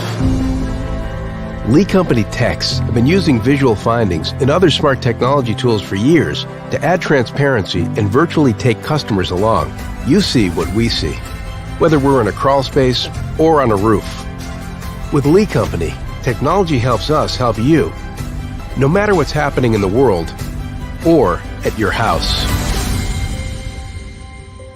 Jones & Lang Sporting Goods here in Columbia has been outfitting teams, officials, and anybody else from T-ball to college for 50-plus years. Be sure and check them out at 931-388-8060 or online at jonesandlang.com. Jones & Lang Sporting Goods, the look of a winner. Zion Christian Academy, zioneagles.org or 931-388-5731. You can schedule your appointment. Go tour their campus. It is beautiful over there, and you're definitely going to want to see it. Again, it's zioneagles.org. Give them a call, 931-388-5731, and schedule your tour today. Mockingbird Title and Escrow is an attorney-owned and operated full-service title company in Middle Tennessee.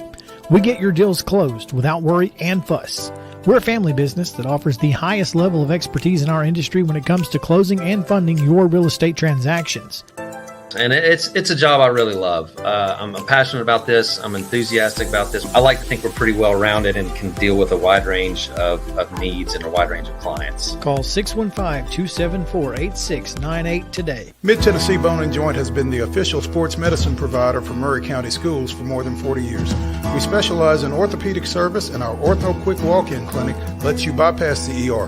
Visit us online at www.mtbj.net.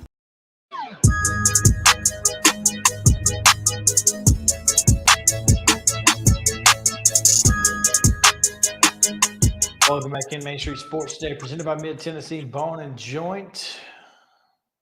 It is Friday, and again, a lot of great high school football tonight. You can catch us at ms_sports today with updates from across southern Middle Tennessee, at Main Street Preps for updates across the entire mid-state and more. So make sure, again, to Follow along with us tonight. If you are at a game, tweet at us. Let us know what the score is wherever you're at. We like to know those things on occasion.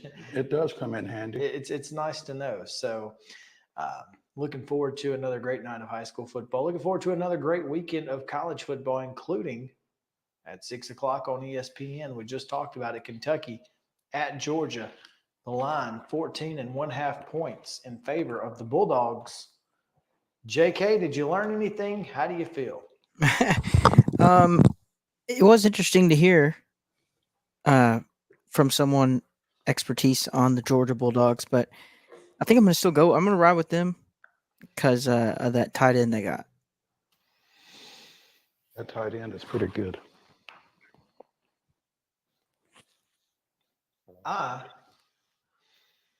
I thought Kentucky was definitely a steal at 21. I still think they're a steal at 14.5. I think they lose this game, but I don't think they lose it by more than 2 touchdowns. Because if they start slow offensively, they're going to be in trouble. Because Kentucky will score. Even if they do have to beat you, Berrien Brown can go get the football and he can make Devin Leary look good. And if they're going to force man coverage on the outside, I don't think they got anybody that can cover it. You know what?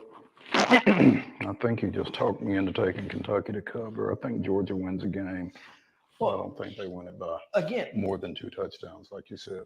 Here's the thing: you've got Tavion Robinson and you've got Berrien Brown on the outside for Kentucky.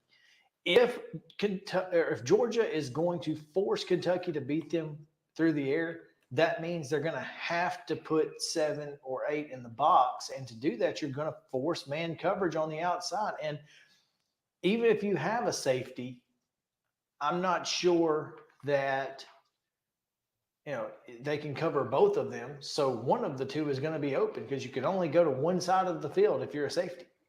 Now the question being, once you've gotten them open, can Leary get them the ball? Can he get them the football? I mean, that's obviously the crux of the argument. But and will he have enough time for them to get them the ball? I mean, I think that's a great thought. But I'm telling you, man, I think Ray Davis is really good.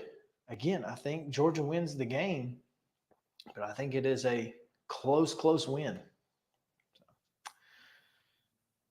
At 6:30 on NBC/Peacock, you can catch number 2 Michigan battling the Golden Gophers for the bucket. Where is that? It's in Minnesota, and it's a 19.5 point line.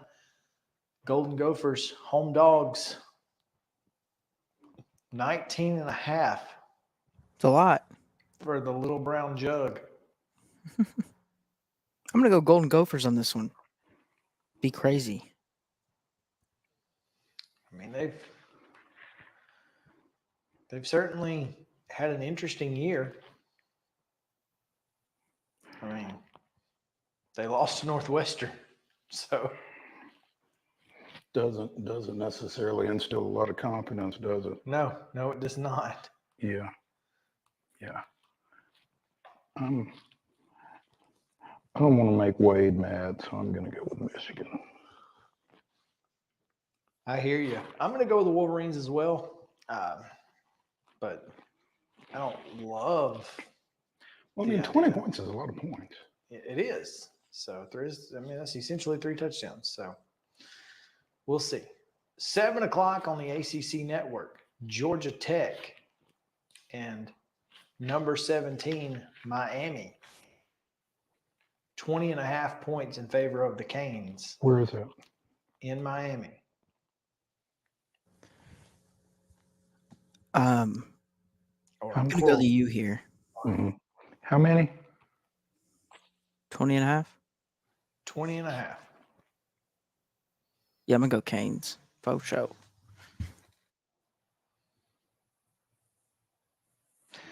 Yeah, I don't know. I'm telling you, I think Brent Key is going to get this Georgia Tech team right at some point. I don't think they win this game by any means, but they only lost by 15 points to Ole Miss. And Ole Miss could put up points. Now, they also lost to Bowling Green. So there's that. Miami has been rolling on offense. So I'm not entirely sure. They've got a new defensive coordinator, does Georgia Tech. But dang, 20.5 points. Again, 3 touchdowns. Mm-hmm. I got to go Jackets. I am inclined to go Jackets as well. I mean, I know Miami beat Texas A&M. They only beat them by 15. And like you said, Georgia Tech played Ole Miss relatively well. Yeah, I'm going with the Yellow Jackets. And finally, Pac-12 After Dark. 9 o'clock Central Time on the Pac-12 Network. Sorry, you won't be able to see it unless you go to the bar. Number 15, Oregon State at Cal. The line is 9.5 points in favor of the Beavers. I'm going to go Cal. Let's go Cal. Okay.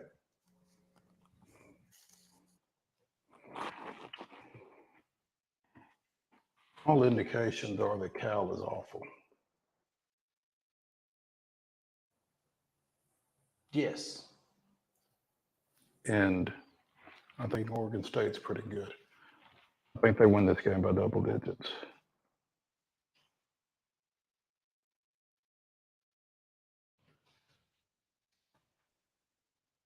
Let's say you. Oh, I think Oregon State's going to run the football really, really well. I think that's kind of where it lies at DJU. Won't have to deal with too much pressure. So I'm going to go with the Beavs. All right. Your bonus game, sir? The bonus game, and I'll have to go find the line. But I'm not sure how Alabama and Texas A&M is not in this pick'em. But it is not, and it's at 2:30 on CBS. Is that the bonus game? It is. Oh, okay. Alabama at Kyle Field. Okay. 2.5 points in favor of the Tide.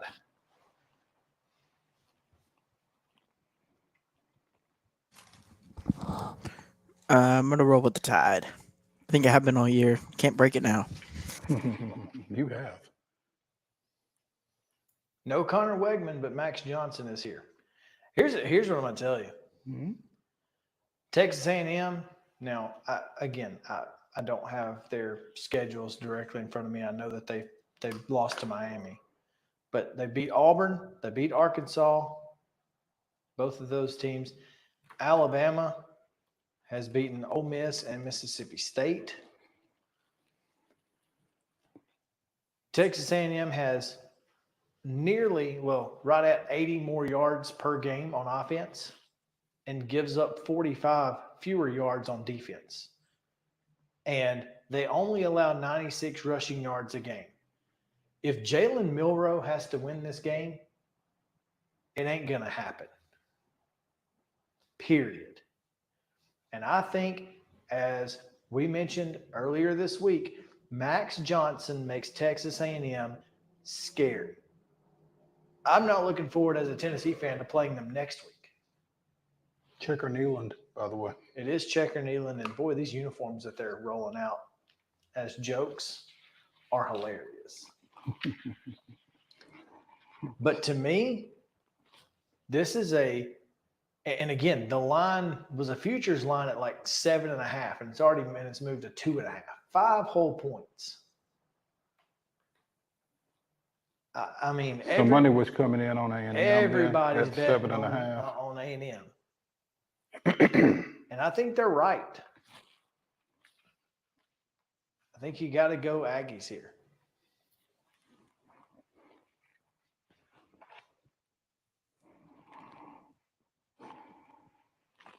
Also love that Greg Sankey is going to the Red River rivalry and this game in the same day.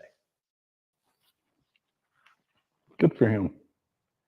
I mean, if you can, why would you not? It's pretty, yeah, exactly. Yeah, yeah. Let's go with A&M.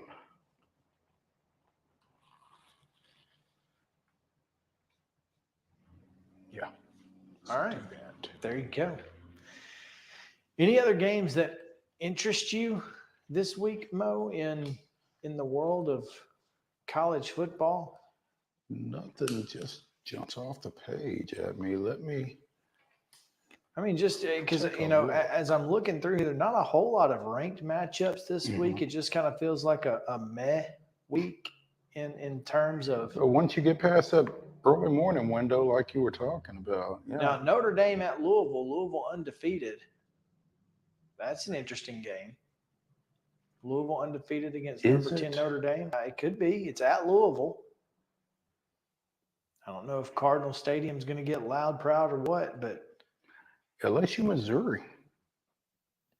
That's an interesting game. In Como. Who do you think wins that?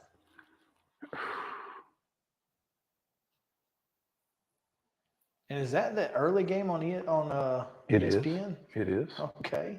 Yep. I think LSU wins this ball game. I'm just not sure Missouri is ready for that. Do they cover 5.5? LSU? Yeah. They may not. I think they win by 2 touchdowns. I think Jaden Daniels absolutely roasts the Missouri defense. I think they win by a touchdown, which is covering 5.5. But yeah. Now I think I'll be flipping back and forth probably between that and Oklahoma, Texas. Yeah. I think that ironically, I think LSU Missouri could turn into a shootout. Well, because Brady Cook is really good. And you saw last week that LSU's defense can be scored upon. Early and often. So, and then, you talk about Luther Burden. Here's another interesting game. Arkansas's 2-3 record notwithstanding, they go to Oxford 6:30 on the SEC network. And like you said, notwithstanding, because that is a rivalry game. It doesn't matter. And here's the thing. Now wait a minute. Now, is it a rivalry? Because we've talked about this. I think that's more of a rivalry game for Arkansas probably than it is for Ole Miss. No. You think it's both? I think Ole Miss. Now, I think they're probably third on the list, maybe even fourth. Mm-hmm. But they're on the list. Ole Miss fans. Okay. And I guess there's a Houston Nut aspect to this as well, right? Ole Miss fans hate losing. They may be their Vanderbilt. Who may be who? Arkansas may be Ole Miss's Vanderbilt, and not necessarily the fact that they consistently beat them, but that's the team that they are. They feel like they're supposed to. Yeah, that's we're better than that program. We're better than that team. We don't lose to that team, and so it's more of a rivalry because if they lose, it's frustrating, and it's how do we keep losing to these guys? Like I said, you remember when Hugh Freeze beat Arkansas at Liberty and couldn't do it at all at Ole Miss. They were, all dumbfounded. So maybe more for Arkansas, but Ole Miss fans definitely don't like losing. Here's another one. Fresno State at Wyoming. That's the biggest game of the week. Number 24, Fresno. A 6-point favorite at Wyoming. That game's on Fox, by the way. That's going to be a good one on Big Fox at 7 p.m. I say watch it. That's what I say. I say you should watch that one. It will be good. And tweet at CG Program if you are watching it. Let him know. Tweet at us tonight at MS_Sports Day, at MoPatton_Sports, at Chris Yao 14. Let us know what game you're at, what the score is at any point throughout. We'd certainly appreciate it. We appreciate you guys hanging out with us here on Main Street Sports today, presented by Mid-Tennessee Bone and Joint. We'll be back on Monday at 2 o'clock with the Monday Mirror. We'll have Monstars and more. So we'll see you then on Main Street Media TV.